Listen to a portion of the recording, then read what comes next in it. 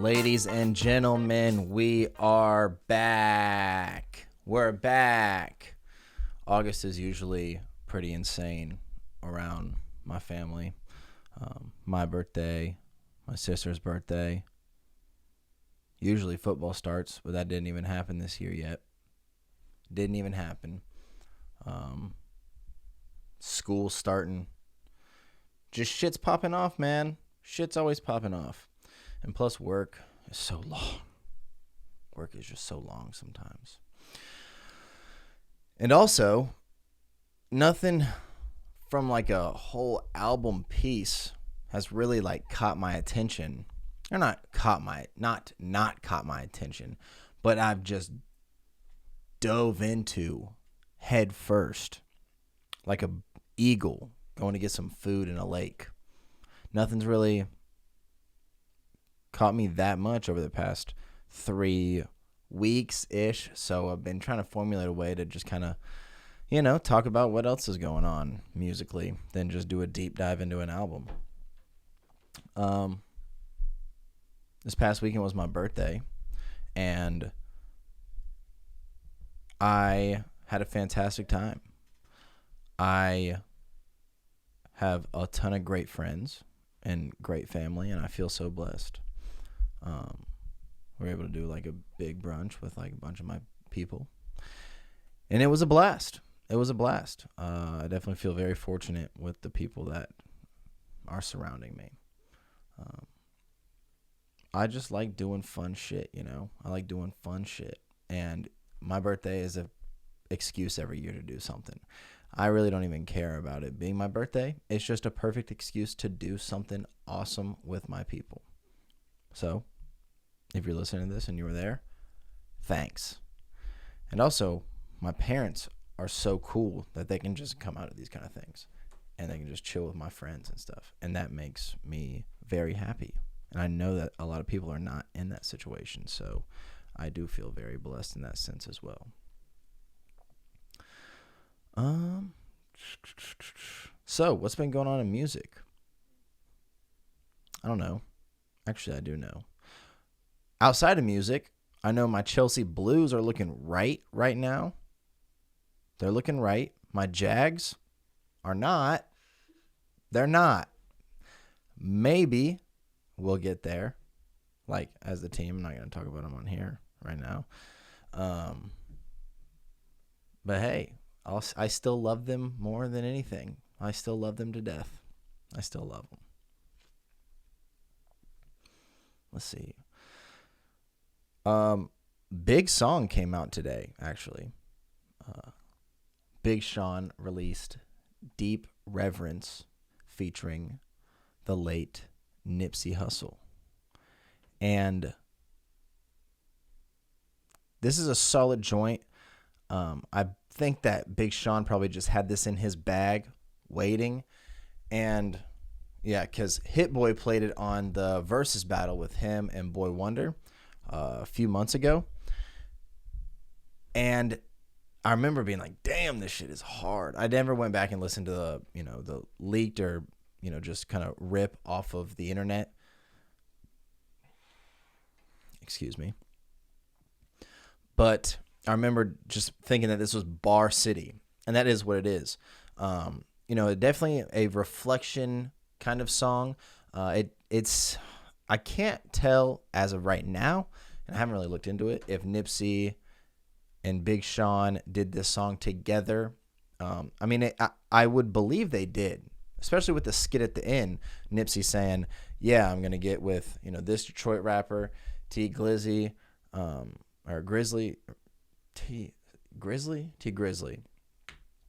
And then he was like, yeah, me and Big Sean have been talking about linking up lately. So that definitely, makes it obvious that they were going to or did this together. Definitely a reflection track from Big Sean's standpoint. He's talking about, he mentions when Nipsey died. So, or he mentions when Nipsey died, he contacted Kendrick just to clear all things that probably had just been, just stringed along since the whole Control situation.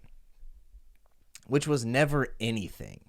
Just miscommunication about, oh, maybe just people telling Big Sean, dude, he disrespected you by doing this and that. And like, you got so many people, I can't even imagine being like deep in the music industry and being a public figure within it and having people telling you this and that and this and that and this and that.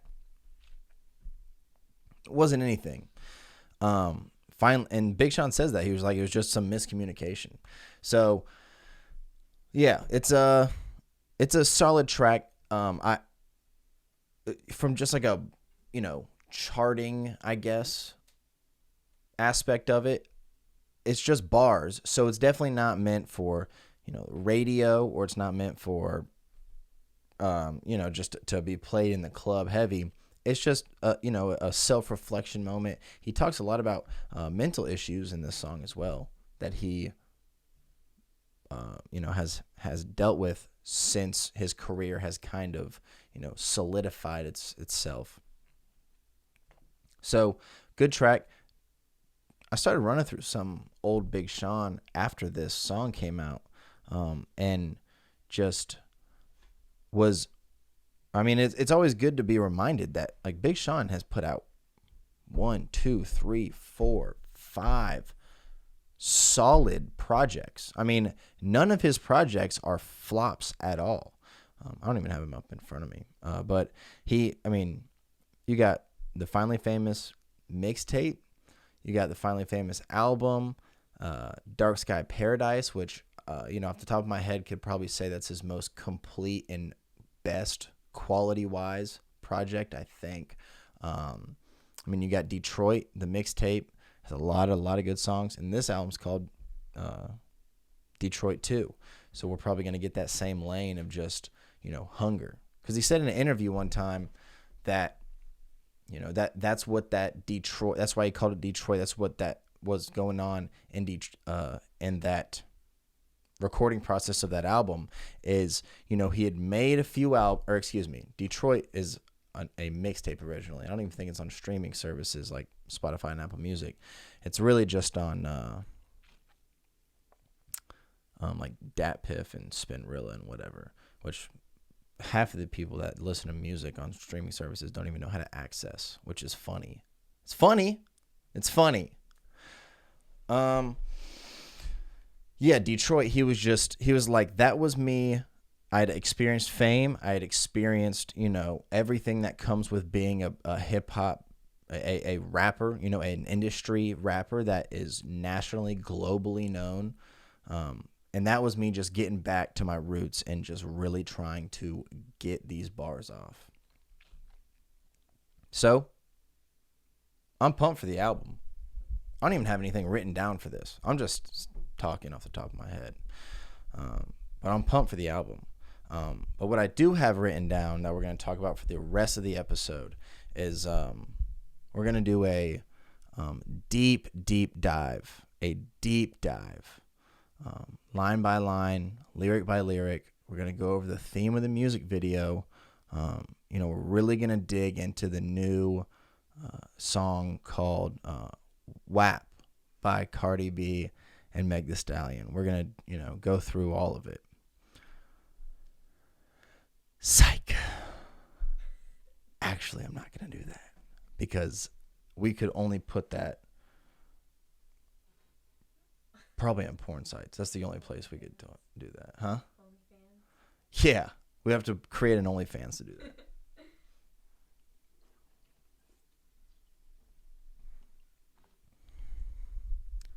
But that joint's crazy.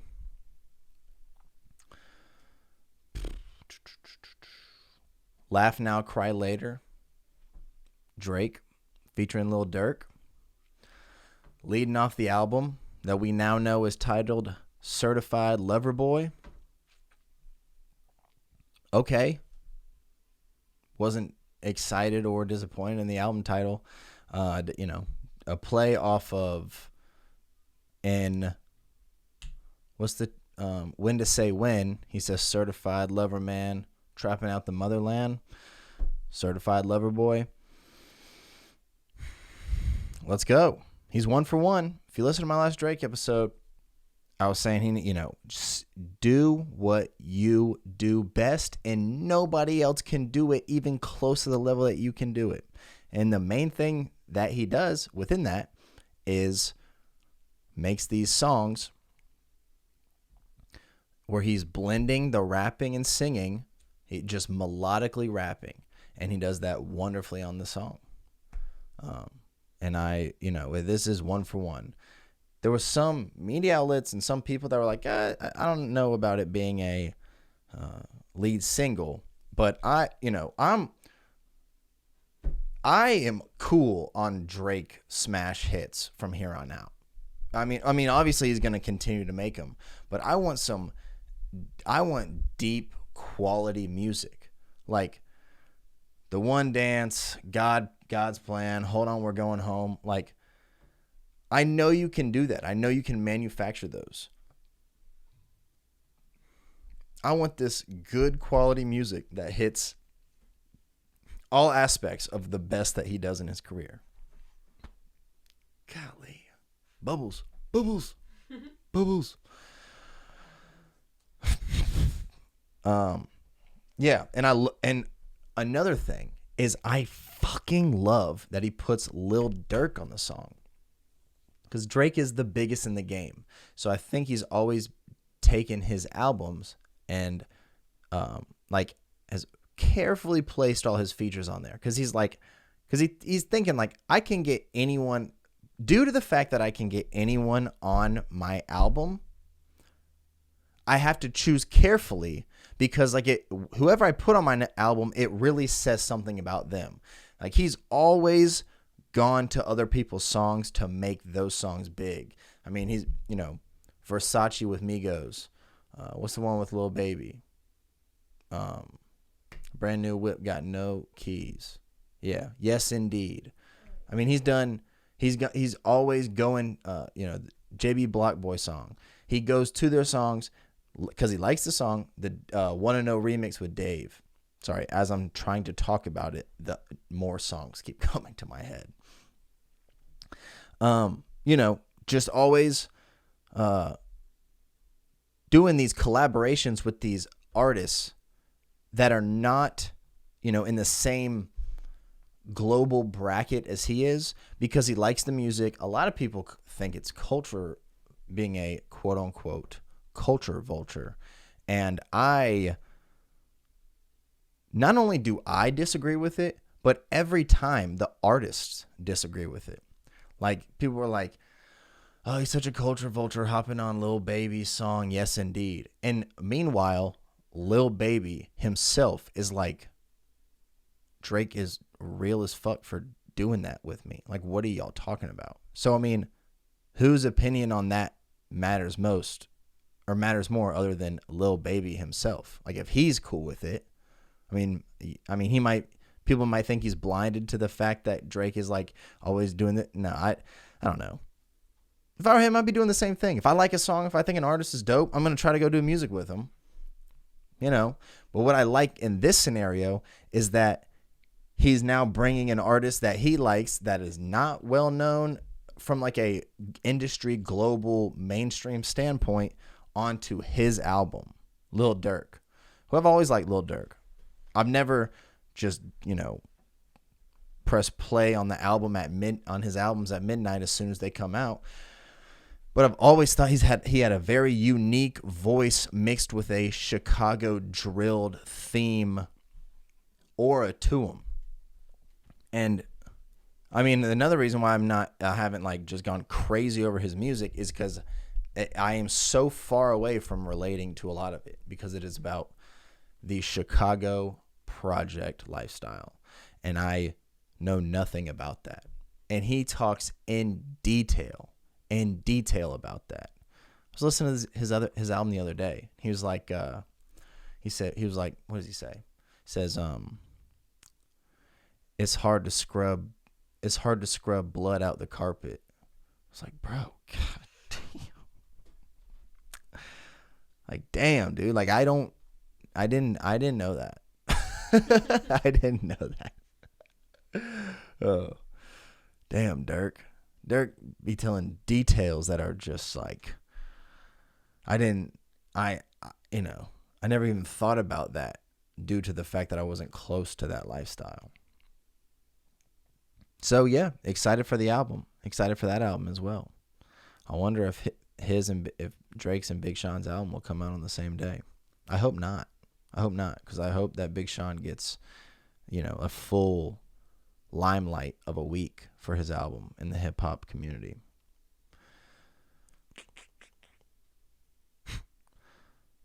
Something that hit streaming services earlier this month was Kids by Mac Miller, which is you could definitely say a classic mixtape. I mean, I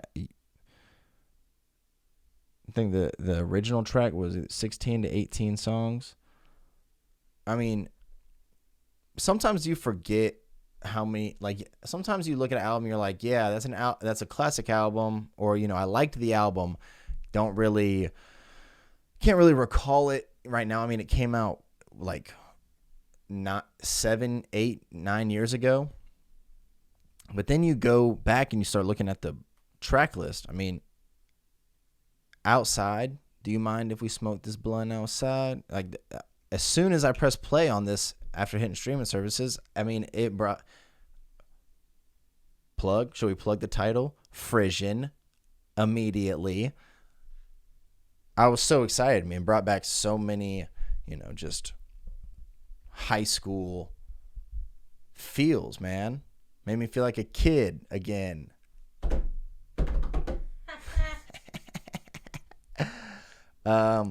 Get him up. I mean, honestly, you got the intro and you got Outside. Get him up.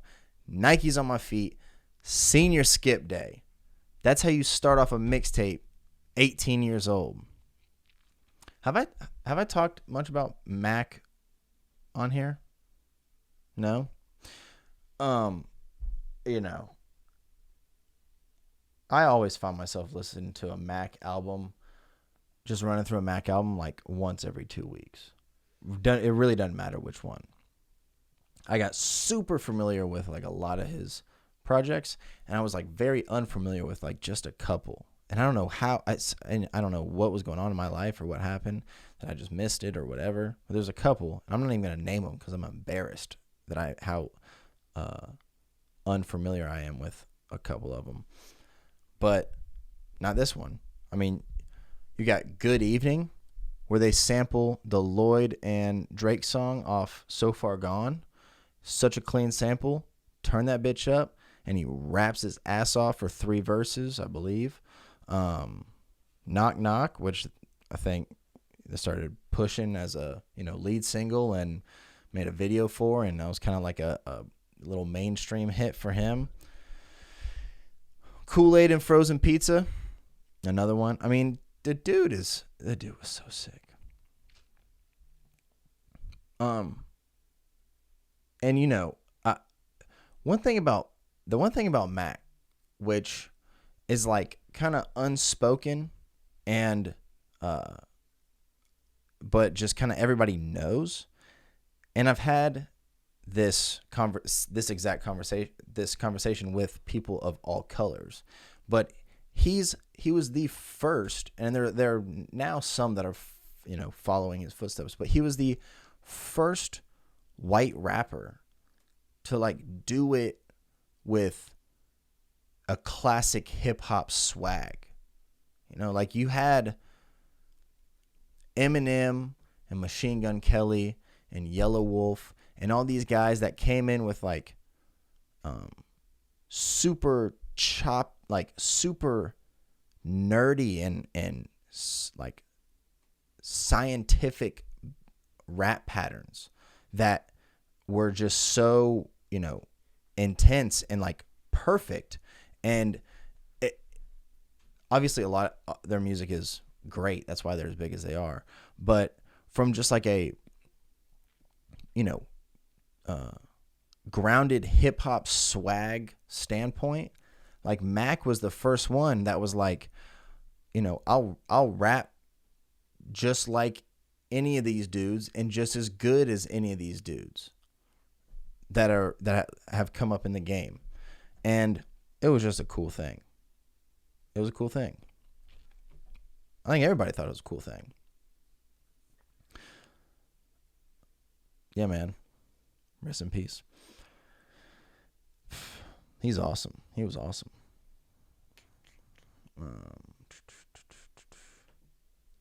Let's see what else. Popcan released a mixtape called Fix Tape. Got a song with Drake and Party Next Door on there. Twist and Turn. It's a cool one. Then he's got another one, All I Need, with Drake. Another cool one. The Drake intro verse is good. Is very good. 2 other songs that came out. Actually, I'll get to those in a sec.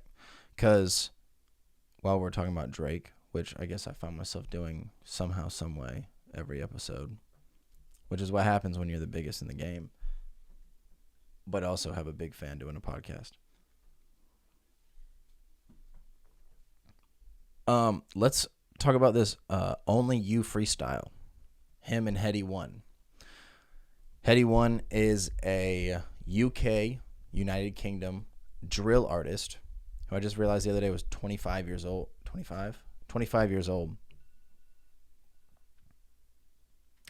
And he's so good at what he does.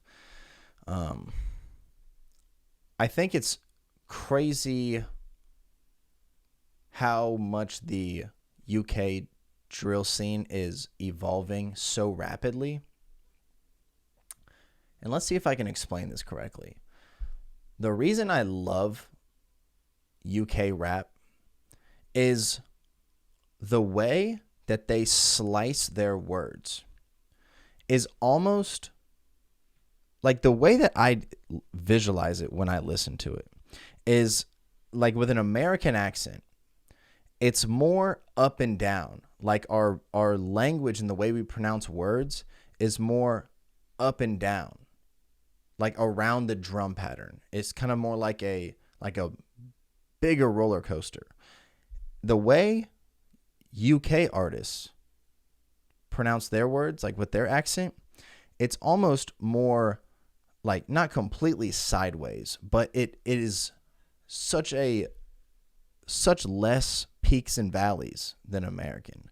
Like the way they like slice it like back and forth, left and right, almost than like up and down. So when you are able to do that like around a nice drum pattern, it just takes you on a ride along with the whole, like there's a whole other element to it.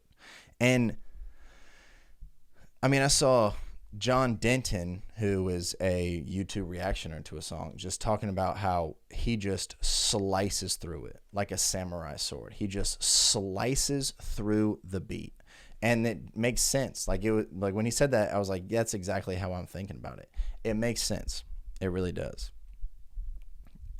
And this came out like 2 days after I released the Drake episode when I talked about how he was like how he's always dipping into other genres. And there's no denying that sometimes when he does do it, he kills it more than I would expect. Like on this song. I was almost pissed at how good his verse was on this song. I mean, he's not Headie One. Headie One is absolutely incredible at UK drill. But Drake does a fantastic job. I mean, I love his verse. It is so sweet. It is so sweet. So, good job on him, I guess, from just thumping everything I was saying in the previous episode about Drake. But I like this song. It's cool. It definitely made me go check out even more UK drill, which I always try to find myself doing. And who's the kid coming out of UK that just had a Fire in the Booth episode named Dino Driz? That kid is so sick. Dino Driz. Like, who would I compare? I don't even know who I would compare him to in the US right now.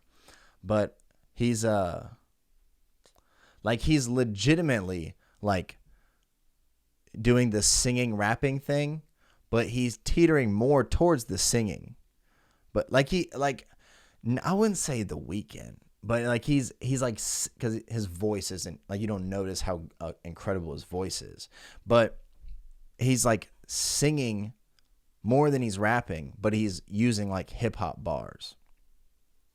And I was stuck listening to him for like 3 hours straight the other day, and I need to follow him on something so I can keep getting updates on when he's releasing stuff. But that dude was making some fun music, some fun music. So the UK rap is growing rapidly,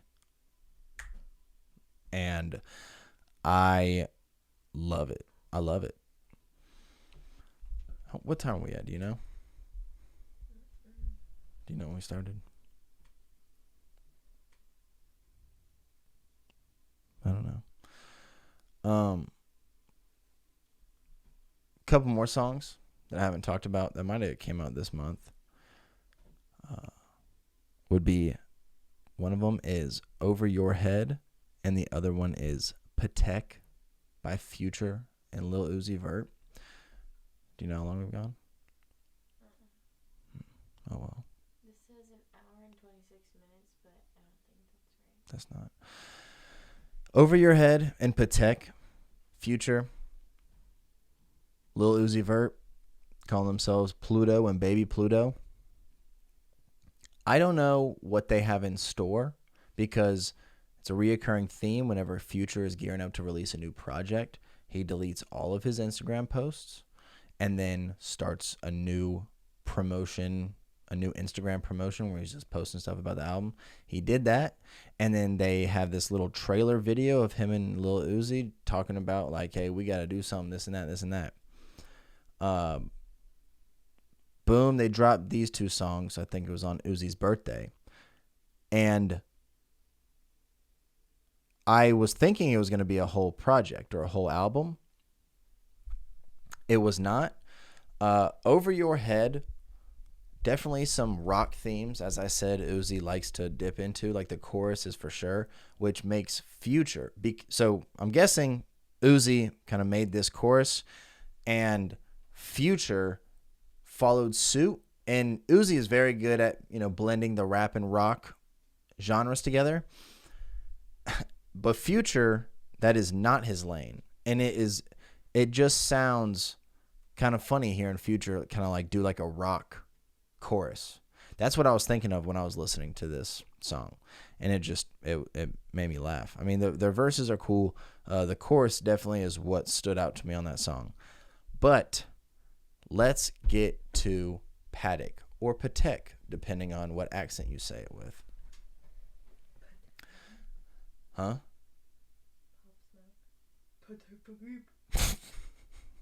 Yeah. Or you just say it with a super deep voice if you are saying it in a Pop Smoke voice or accent. Paddock. This is one of the hardest Uzi verses I have ever heard.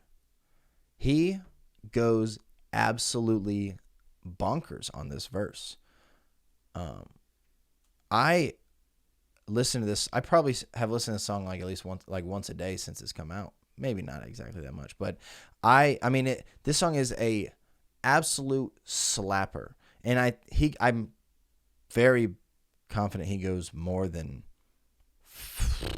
16 verses, or excuse me, 16 bars, and he just keeps going and keeps going and keeps going, and then he has a break where he's she's feeling all of my needs,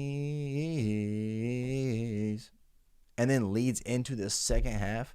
No, I don't think these boys ready, and then just starts going in even more, and then it breaks, and then Future comes in and kills his verse too. Future kills his verse, but I mean, on the third, fourth, fifth listen, I was like, holy shit, Why is Uzi going maybe harder than I've ever heard him go? I mean, I was very impressed with that. And I mean, they've kind of just left it at that. They just dropped those 2 songs and then haven't said anything. It's like, are we getting a project or are we just getting a little 2-pack? What is the plan here? What is the plan? Because they sound great together. We've always known that if they decided to do stuff together, like a whole project, or like really hone in their talents together, they would sound amazing. I was talking to my buddy and said, I expect any of these songs that they have been promoting before these songs came out. I was like, I expect any of these songs to be better than any song that they've ever put out together. I mean, Future and Uzi, 2 monsters in the rap game, but they've never really had any smashes that I can think of right now that really just have like done what a Future and Uzi song should be doing. I mean, it is what it is. Happens. But I mean, Patek, that song is awesome. And I just still can't believe how hard Uzi goes on that song.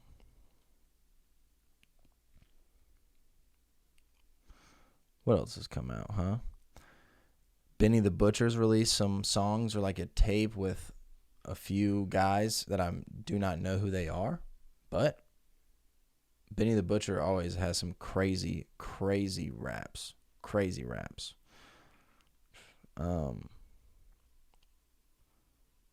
Something I didn't go over that much. Janae released the deluxe version. She's got some crazy songs on the deluxe as well. We always love Janae.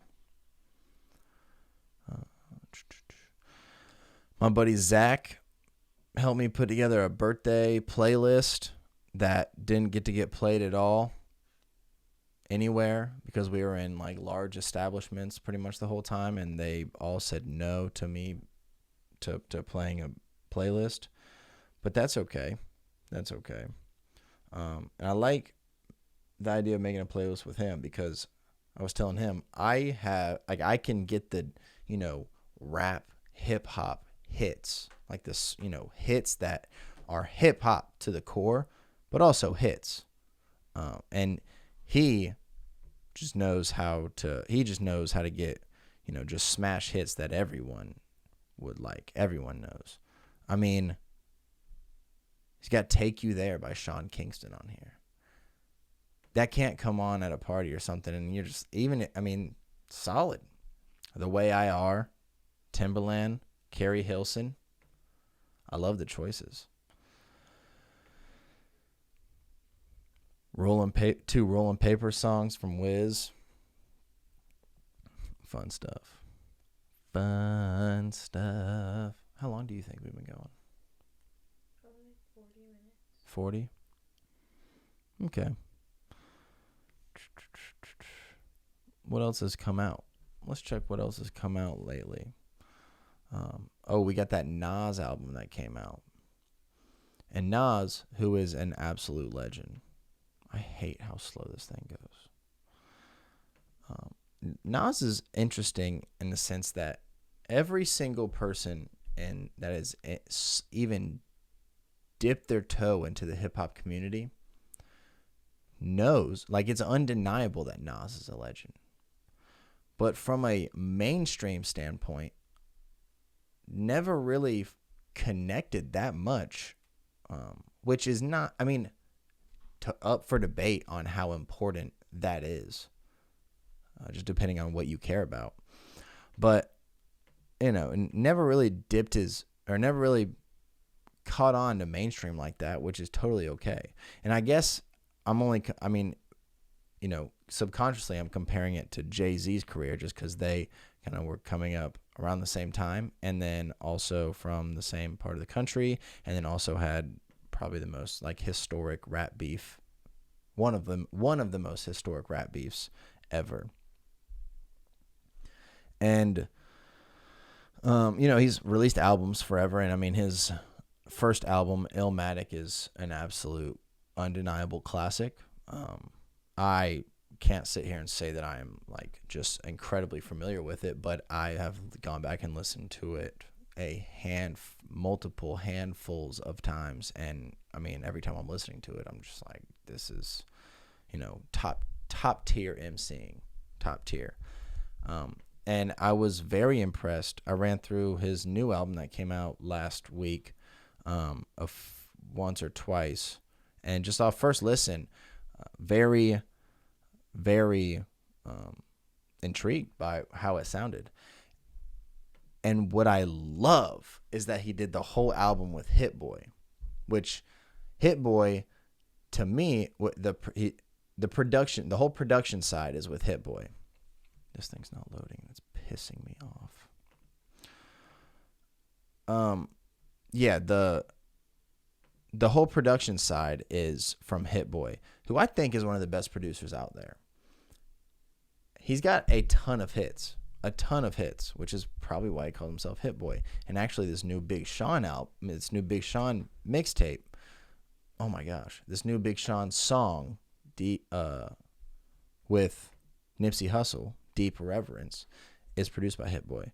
And I love when an artist locks in with a producer, because, slowly but surely, if they're both good, they will start to, create one fluid sound together. And it'll create, and I mean, as you all know, and how this podcast probably started, is my love for like a beautifully curated album. Like I'll always love, hits here and there.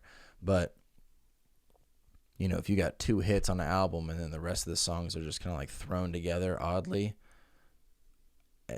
I'm not going to be that appealed by it. It's not going to be that appealing to me. So I think that the new Nas album, which this won't load. This will not load for me, and it is so terrible timing. But the new Nas album is very good. He's got a song on there with Lil Durk.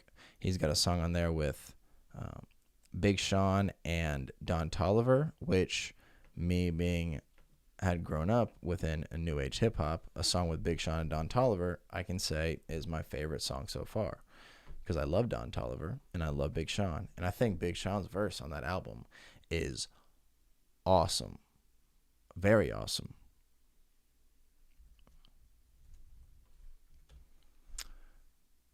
He's got a couple other hits on there, and I'm just a fan. I'm a fan of Nas. I like what he's done throughout his career, and it's good to see that he is still able to create an album of this quality this deep into his career. And I think I saw... There's 4 minutes left. Okay. I saw... Who did I see? The Hip Hop Numbers Twitter account tweeted that he rapped like 40... I forget the stat off the top of my head, but it said a shit ton of words on this album he has never used previously in his entire career. Like a lot of words, just pure words that he used on this one, he never used before. And that is just talent. And that is having a incredibly wide vocabulary, obviously. I mean, that's crazy good stuff. Shout out to Nas for, still releasing dope ass music. So yeah, nothing too deep in this one. Just kind of wanted to get one out there and talk about some stuff I've been listening to, some stuff that's come out, some stuff I'm excited for. I'm excited for the Big Sean album. I think it comes out September 4th, I believe is what it said.